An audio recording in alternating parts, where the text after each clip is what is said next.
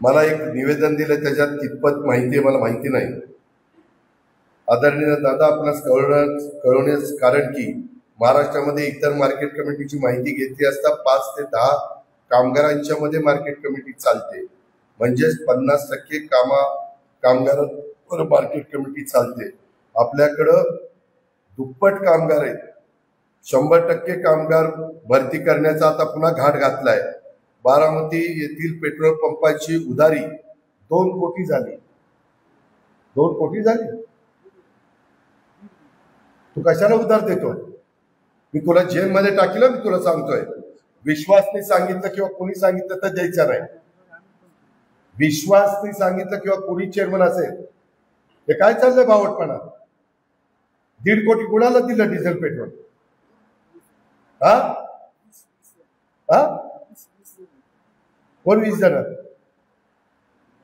आला येडी का काय रे? म्हणजे मी वरनं पैसे आणायचे नाही, नालायकांनी असं 1.5 कोटीचं डिझेल पेट्रोल उधारीवर द्यायचं. तुमची काय बापाची आहे काय मार्केट कमिटी? माझ्याही बापाची नाही, तुझ्याही बापाची नाही. माझ्या शेतकऱ्यांची, व्यापाऱ्यांची, हमाल मापाड्यांची आहे. किती दिवस झाले बा तुम्ही काय करता रे? हजामती करता.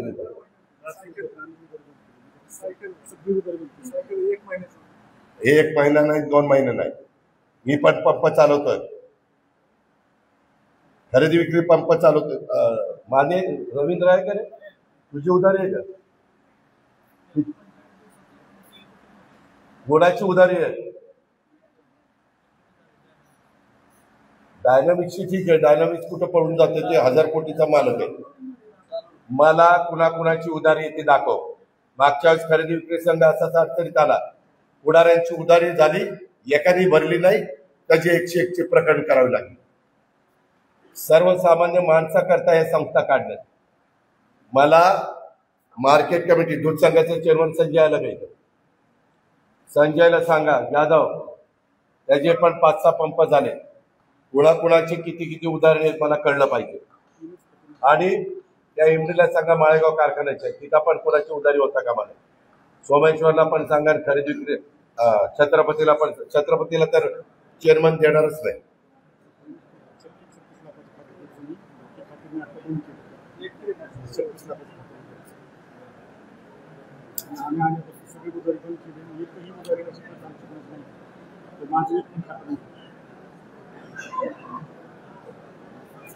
ज्याच्यामध्ये राठोडे तुमचं काम नाही ह्याची मला जाणीव आहे.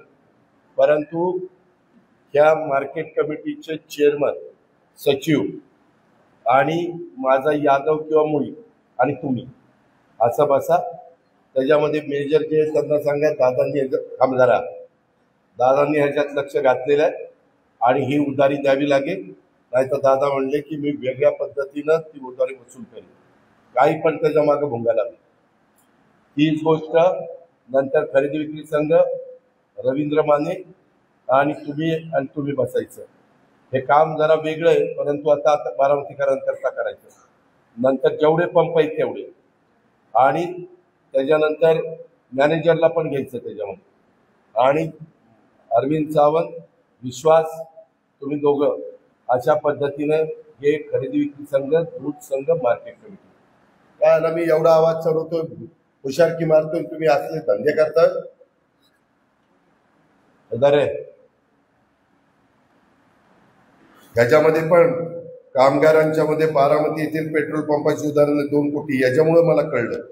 आणि मला माझ्या संचालकांनीच सांगितले. इतके दिवस काय मी झोपा काढल्या का काय कुणाला माहिती. आपल्याकडे तुमच्या नावाखाली विनाकारण भरती केली जाते. एकालाही भरती करू नका. आपल्या मार्केटमध्ये सुद्धा कामगार भरतीची आवश्यकता नाही. एकदा मला पॅटर्न दाखवा. उगीच खोगर भरती करू नका. तुमच्या सहकार्यामुळे, तुम्ही देत असलेल्या निधीमुळे मार्केट कमिटीचे सर्व वैभव दिसतंय.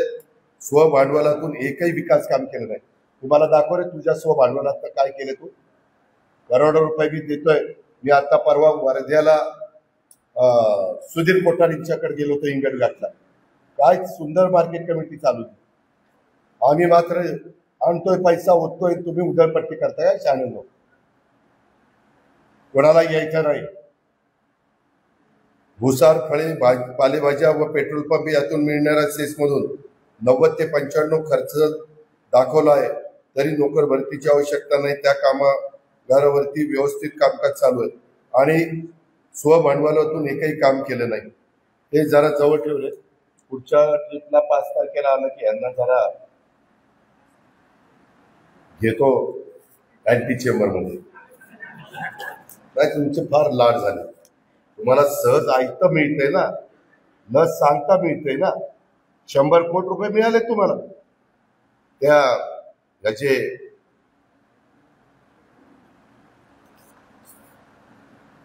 कोल्ड स्टोरेज आणि प्रशासकीय इमारतीलाही वेगळे मिळाले आणि कमर्शियल बिल्डिंगला मिळाले ना. 110 किती कोटी मिळाले सगळे? 149. बघा, 149 कोटी. आणि तुमचं वर्षाचं उत्पन्न किती? खर्च वजा